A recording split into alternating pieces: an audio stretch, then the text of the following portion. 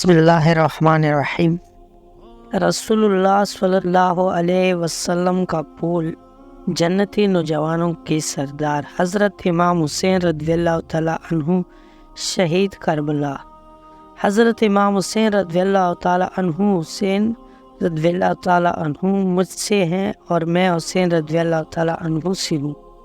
تاریخ انسانیت کا سب سے بڑا سانحہ جو ہمیشہ یاد رکھا جائے گا، حضرت امام حسین رضی اللہ تعالیٰ عنہ کے ولادت بشہادت ہجرت کے 4 برس مدینہ منورہ میں ہوئی، جب نبی کریم صلی اللہ علیہ وآلہ وسلم کو آپ کی پیدائش کی خوش خبری سنائی گئی تو آپ صلی اللہ علیہ وآلہ وسلم بہت خوش ہوئے اور حضرت فاطمہ رضی اللہ تعالیٰ عنہ کے گھر تشریف لے گئے۔ آپ صلی اللہ علیہ وسلم نے نومولود حضرت حسین کو گود میں اٹھا لیا اور کانوں میں اذان دی، پھر نبی کریم نے ان کے منہ میں اپنا مبارک لحاف دہن داخل فرمایا۔ آپ رضی اللہ تعالیٰ کے لیے دعا فرمائی اور آپ رضی اللہ تعالیٰ عنہ کا خوبصورت نام حسین رضی اللہ تعالیٰ عنہ رکھا۔ آپ کے القاب سبز رسول اللہ یعنی رسول اللہ کے نواسے اور یخناتا الرسول یعنی رسول خدا کے پھول ہیں۔ حضرت سعد بن مالک سے مروی ہے کہ رسول اللہ نے فرمایا کہ حسن اور حسین میرے 2 پھول ہیں۔ نبی کریم کو حضرت حسین سے بے حد محبت تھی۔ آپ صلی اللہ علیہ وآلہ وسلم کا ارشاد مبارک ہے کہ حسین مجھ سے ہے اور میں حسین سے ہوں۔ ایک موقع پر آپ صلی اللہ علیہ وآلہ وسلم نے فرمایا کہ جس نے حسن اور حسین سے محبت کی اس نے در حقیقت مجھ سے محبت کی، اور جو ان دونوں سے بغض رکھے گا وہ دراصل مجھ سے بغض رکھنے والا ہے۔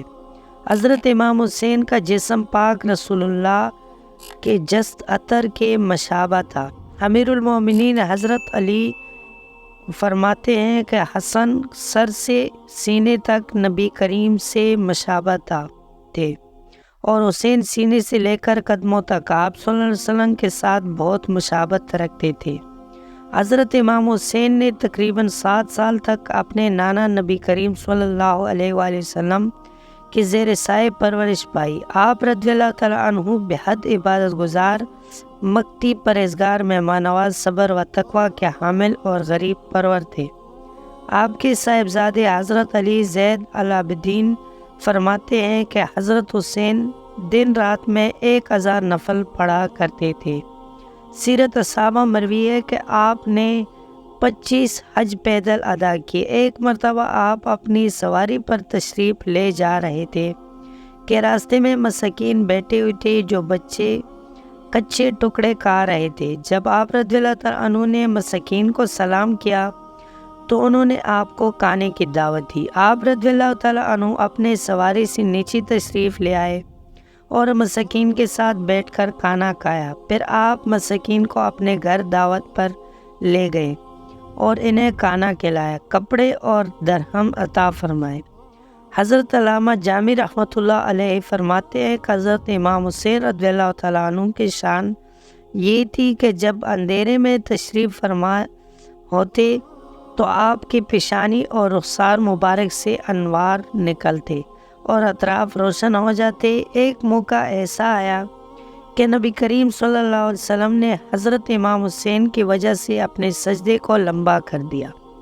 امام نسائی نے حضرت عبداللہ بن شداد سے روایت کو نقل کیا ہے کہ نبی اکرم عشاء کی نماز کے لیے ہمارے ہاں تشریف لائے تو حضرت حسن اور حسین کو اٹھائے ہوئے تھے۔ آپ صلی اللہ علیہ وسلم نے انہیں بٹھا دیا، پھر نماز کے لیے تکبیر فرمائی اور نماز ادا کرنے لگے۔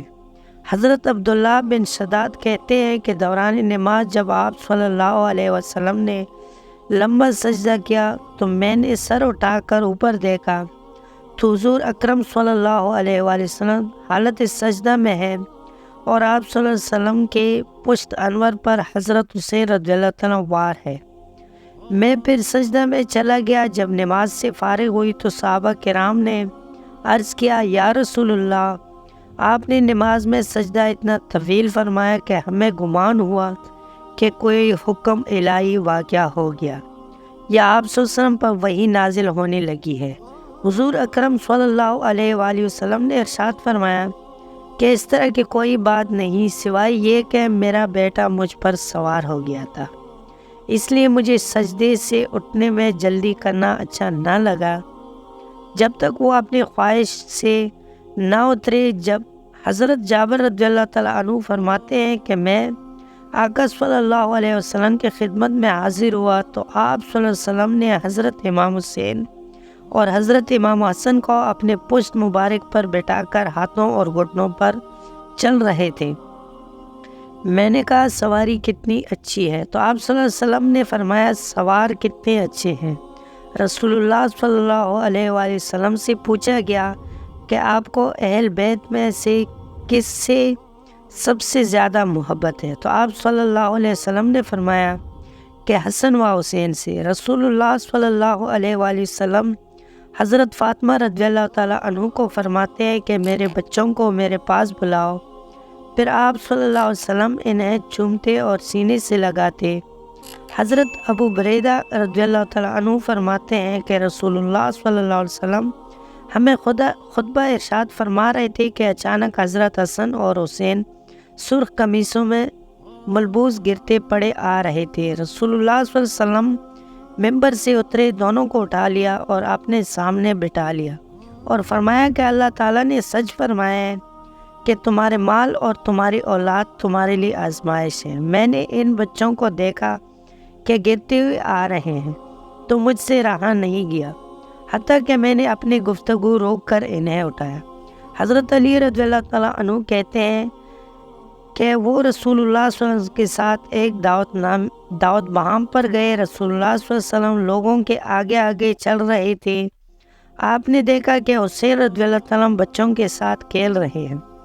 رسول اللہ صلی اللہ علیہ وسلم نے انہیں پکڑنا چاہا تو وہ ادھر ادھر دوڑنے لگے۔ رسول اللہ صلی اللہ علیہ وسلم بھی ان کو پکڑنے کے لیے دوڑ کر خوش طبی کرنے لگے، حتیٰ کہ آپ صلی اللہ علیہ وسلم نے انہیں پکڑ لیا، پھر اپنا ایک ہاتھ ان کی گدی پر رکھا اور دوسرا ٹوڑی کے نیچے رکھا اور ان کے دہن تیب پر اپنا دہن مبارک رکھ کر چومنے لگا اور فرمایا کہ حسین مجھ سے ہے اور میں حسین سے ہوں، اور اللہ تعالیٰ اس سے محبت کرتے ہیں جو حسین سے محبت کرے۔